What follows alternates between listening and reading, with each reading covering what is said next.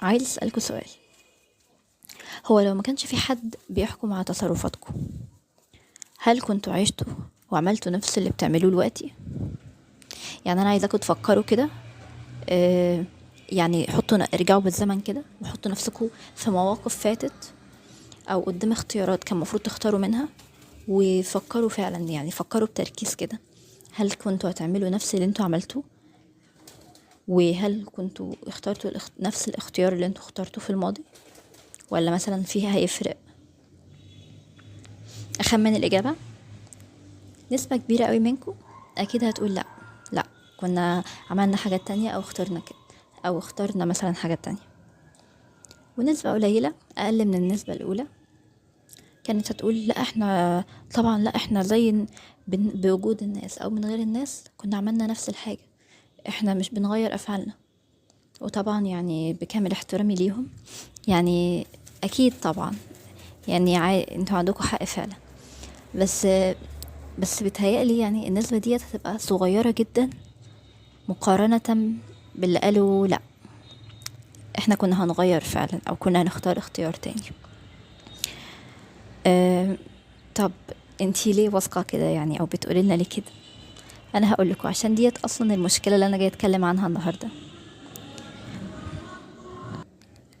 هي المشكلة ديت بالظبط، اللي هي بإيه بالظبط؟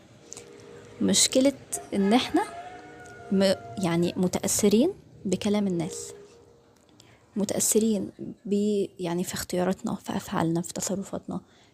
لازم يعني ايه، بنشوف الناس هتقول ايه، الناس هتعمل ايه، هنقول للناس ايه، كل الكلام ده. يبقى دي هي مشكلتنا النهاردة ان شاء الله.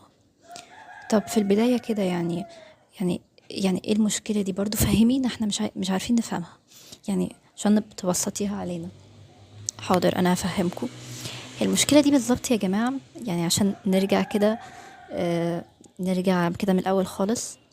هي مشكلة ناتجة من خلل في حاجة او غلطة في حاجة كده. عايزة اشرح لكم بس الاول نقطة كده، بس هي نقطة هتفهمكم المشكلة دي اصلها ايه بالظبط. وهي ان انت كإنسان عايش في مجتمع، انت عليك حقوق تجاه المجتمع ده، عليك واجبات، اسفة، عليك واجبات لازم تعملها تجاه المجتمع ده. زي ايه مثلا؟ يعني بتتقسم نصين كده. انت عليك واجبات للمجتمع، وفي حاجات تانية المجتمع، انت دي حياتك بقى، انت حر فيها. انت مش عليك حاجة، او مش ملزم ان انت تعمل للمجتمع حاجة فيها. يعني عندنا كده نقطتين. النقطة الاولى اللي هي حقوقك او واجبات المجتمع عليك. ايه هي؟ زي مثلا ان انت مثلا حريتك بتنتهي عندما تبدأ حرية الآخرين. احنا عارفين الجملة دي، ان انت ما تعتديش او ما تتجاوز حرية الآخرين، ما تعتديش على حرية حد، ما تضايقش الناس بتصرفاتك، بأفعالك، بكلامك. وكمان ان انت يعني ما تظلمش حد، ما تسقش لحد. يبقى احنا عايشين في مجتمع مع ناس، يبقى لازم نراعي الناس دول. احنا مش عايشين لوحدنا، احنا لازم نراعي الناس دول. آم، نظام، يبقى في نظام، في أدب وفي احترام ما بيننا. يبقى ده هو، يعني دي في واجبات كتير طبعا عليك، بس ديت كده ايه، لقطة سريعة كده عشان تفهموا بالظبط واجبات المجتمع عليك. طب النقطة التانية بقى اللي هي حاجات انت دي تعتبر حياتك الشخصية، وحياتك انت بقى حر ان انت تعمل فيها اللي انت عايزها. زي اختيارك مثلا لأي حاجة في حياتك هي مش هتضر المجتمع ولا هتفيده. يعني بصوا، دي حاجة شخصية تماما، حاجة بالنسبة لك انت ما فيهاش ضرر للمجتمع نهائي. لا، دي حياتك واختياراتك. الوقت دي هنتكلم عنها ان شاء الله بالتفصيل. طب اصل المشكلة فين بقى، والمشكلة ايه سببها او اتولدت منين؟ المشكلة بالظبط نشأت من النقطة اللي هي الحاجات الشخصية بتاعتك اللي انت مش مطالب ان انت يعني تسمع كلام المجتمع فيها، او ان انت تراعي المجتمع فيها. لا، يعني دي حاجات شخصية اصلا، انت دي حياتك. فالمشكلة بدأت من ان المجتمع بدأ ان هو ياخد حقوق او سلطات كتير او صلاحيات كتير على حياتك. فبقى حط لك معايير، وحط لك وحط لك كده، يعني بصوا عارفين، حط لك قوانين حط لك بقى آه، مبادئ، حط لك، بصوا عارفين، حط لك كده اللي هو بيلزمك بحاجة مفروض انت تعملها، حاجات كده المجتمع حطها وقال لك انت لازم تمشي على كده، لازم تعمل كده، لازم تتصرف كده، لازم تختار الاختيار كده. والا ايه بقى العقاب؟ ان انت تتعرض للنقد، آه الاساءة، يتقلل منك، يتكلموا عليك، كده كده بقى الحاجات الوحشة بقى عددها زي ما انت عايز. يبقى بقى المشكلة بدأت من ان المجتمع خد صلاحيات اكتر من اللي هي مسموح بيها. المجتمع تجاوز الحد، ويعني ايه، تسلط كده على حريتك انت الشخصية، وبدأ يوهمك ان انت لازم عشان تعيش في مجتمع لازم انت تسمع الكلام ده، لازم ان انت تعمل الحاجات ديت، ولازم ان انت تنفذ الاوامر دي، لازم انت تختار نفس الاختيارات دي. دي بقى المشكلة بدأت من هنا. آه طب يعني زي ايه برضو؟ فهمينا يعني زي ايه مثلا؟ يعني اي اختيار الوقت في حياتنا يا جماعة، بقينا لو تلاحظوا كده ان احنا كلنا بقينا كلنا شبه بعض في المجتمع، بقينا عبارة عن نسخ متكررة كده. اي حد تسأله على اختياراته، على افكاره، على اي حاجة، بقينا كلنا يعني اسطمبة واحدة. ده بحب مثال قوي اضرب بيه، مثال كده يعني اضربه لكم عشان تفهموا مقصودي اكتر. هو مش مثال تالتة ثانوي.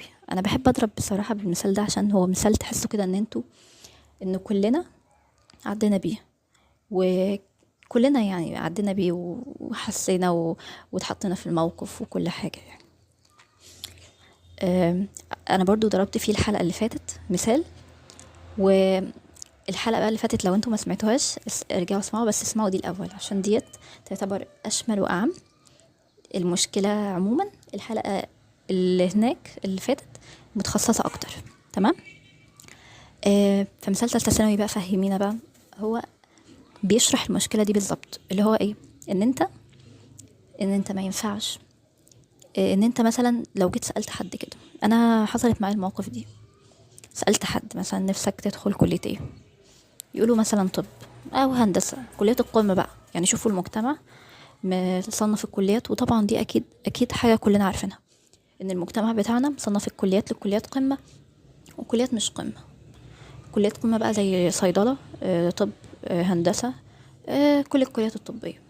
ويقول لك بقى ان في كليات مش قمة او كليات عادية اللي هي زي مثلا تجارة علوم. بس انا طبعا ضد الفكرة دي تماما، طبعا مفيش حاجة اسمها الكلام ده. فاجي اسأل حد، انا سألت فعلا كده، يقولوا لي مثلا احنا نفسي اجيب اعلى حاجة. طبعا انا قلت حلو ان الانسان طموح طبعا، ودي حاجة يعني حاجة كده مشرفة او حاجة جميلة تفرح. بس للأسف اللي جه بعدها ضايقني قوي، اللي هو ايه؟ نفسي اجيب اعلى حاجة عشان ما يشمتوش فيا، عشان كذا ما يشمتش فيا، عشان خايف من كلام الناس، عشان خايف، عشان لازم اجيب طب، عشان لو جبت اي كلية تانية هيقولوا عليا لا انا فاشل، انا قليل او كده او كده. والله العظيم المواقف دي حصلت معايا يا جماعة بالظبط، واكيد برضو حصلت معاكم، واكيد شفتوا كده. طب يعني هنا الصدمة بقى، انت خايف من كلام الناس فانت عايز تجيب اعلى حاجة؟ يعني ده مش طموحك؟ ده مش هدفك؟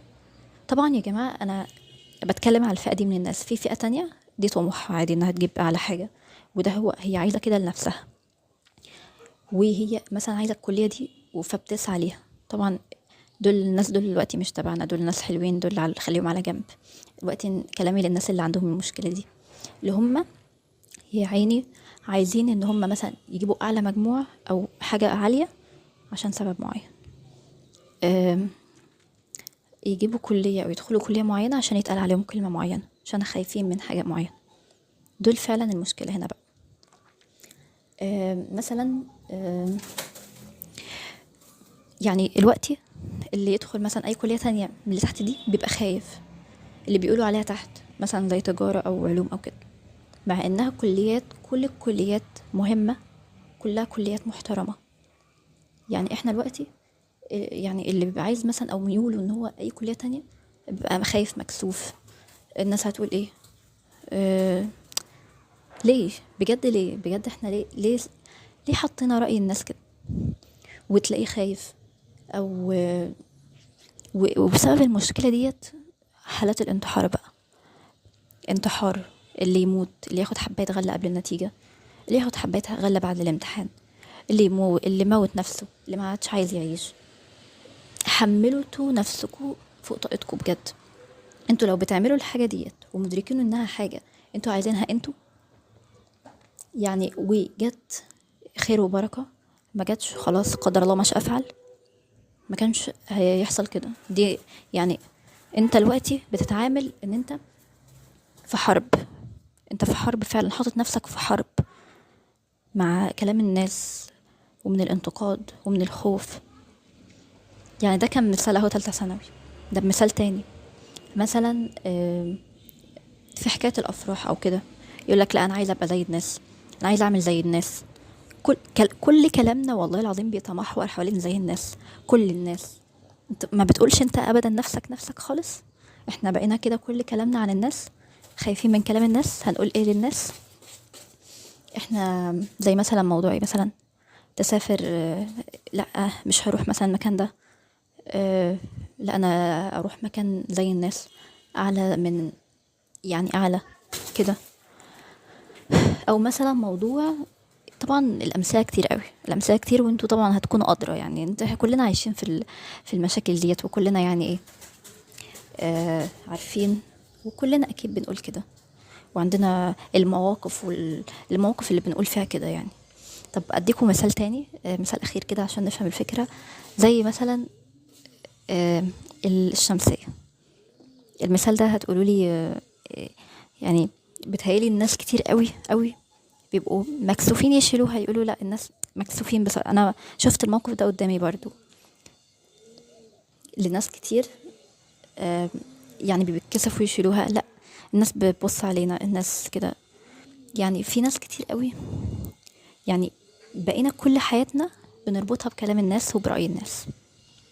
يعني قيسوا بقى الكلام ده او الفكرة العامة على كل المواقف اللي بتعدي علينا.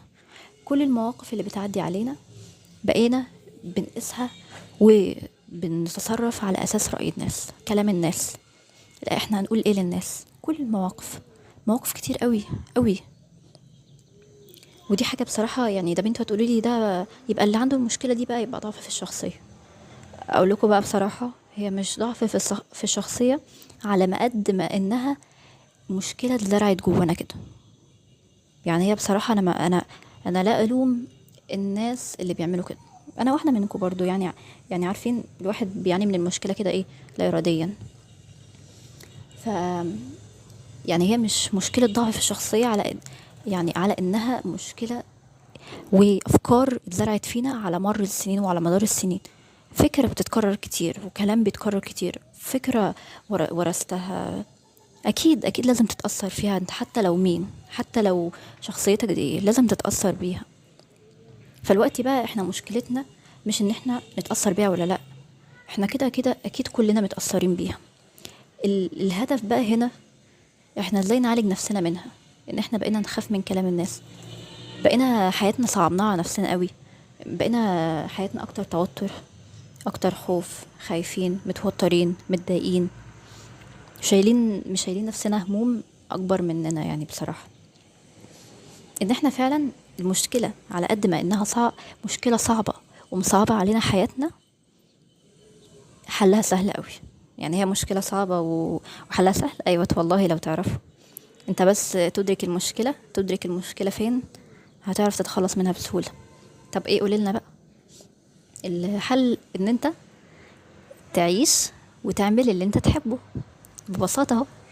بس طبعا كلامي هنا بعيد عن الحلال والحرام. انت طالما الحاجة خرجت من الحرمانية وانها بقت حاجة حلال خلاص، يبقى انت هنا تعمل وتختار اللي انت عايزه.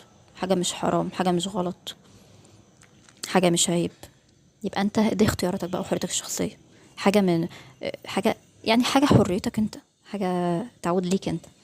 زي مثلا الأمثلة اللي أنا اتكلمت عنها، وفي مئات الأمثلة ومئات الأفكار برضو. طالما الحاجة دي ليك انت أو ضمن حياتك مش هتأذي حد ولا أي حاجة، يبقى انت اختار. شوف ببساطة، اختار اللي انت تحبه، شغفك، ميولك، آه، إيه، يعني اختار اللي شبهك فعلا، اختار اللي انت عايزه. ما هي دي حياتك يا جماعة، دي حياتكم فعلا. اختاروا اللي انتوا عايزينه وعيشوا حياتكم زي ما تحبوا، عيشوها بالطريقة اللي انتوا عايزينها. هتلاقي فعلا ان حياتكم آه، بقت اسهل. والله العظيم بجد هتبقى اسهل وابسط. وهتلاقوا ان انتوا كنتوا مصعبين حياتكم بطريقة صعبة جدا، ومش شايلين نفسكم هموم كبيرة قوي قوي. فانت فعلا لو عملت اللي انا بقولك عليه ده، يعني بجد بجد حياتك هتتغير بنسبة كبيرة قوي. طبعا انا دلوقتي بقولك اعمل الحاجات اللي هي حريتك الشخصية بالطريقة اللي انت تحبها. عيش حياتك بطريقتك اللي انت تحبها، بطريقتك اللي شبهك، بطريقتك اللي هي اختيارك انت، مش حاجة اتفرضت عليك، مش حاجة لازم انت مجبر ان انت تعملها ابدا. لكن انت لو بتعمل حاجة طبعا غلط او حرام او عيب، ويبقى انت فعلا المجتمع لازم يتصرف، لازم يتكلم بقى في النقطة دي بصراحة. يعني هي لو حاجة انت بتعمل فيها حاجة غلط في العلن او حاجة حرام او اي كده، المجتمع ليه حق ان هو يتكلم وينتقدك، عشان انت مش عايش لوحدك. عشان ديت انت كده بتظهر حاجة غلط. انت عايز تعمل الحاجات الغلط اعمل، بس انت مش ما تبديهاش. فده مش اصلا، ده مش موضوعنا دلوقتي. بس انا بكلمك في حريتك الشخصية واختياراتك اللي هي بتشكل حياتك وافعالك اليومية. وبس كده، ده كان كل حلقتنا النهاردة. اتمنى ان انتوا تطبقوا الكلام اللي انا قلته لكم، عشان فعلا هيغير من حياتكم. فعلا هتعيشوا، يعني هتلاقوا حياتكم كده والله العظيم بقت ابسط، بقت مريحة كده، ما عادش في توتر، ما عادش في حرب. يعني اطلعوا بجد من الحرب اللي انتم مدخلين نفسكم. يعني المجتمع انا عارفة هو اللي مدخلكم، بس اطلعوا منها بجد. اطلعوا منها كده وعيشوا كده حياة هادية كده، فيها سلام نفسي، فيها راحة داخلية كده بجد. هترتاحوا جدا يعني. ولو عجبكم الفيديو ما تنسوش تعملوا لايك وشير واشتراك، وتشيروه بقى مع كل الناس اللي انتوا حاسين ان هم فعلا هيفرق معاهم الكلام ده، او الناس اللي بتعاني فعلا من المشكلة دي. اتمنى يا رب تكونوا استفدتوا. ولو عندكم اي اقتراحات تانية او مواضيع مثلا محتاجين ان احنا نتكلم فيها مع بعض، اكتبوا لي تحت في الكومنت. مع السلامة.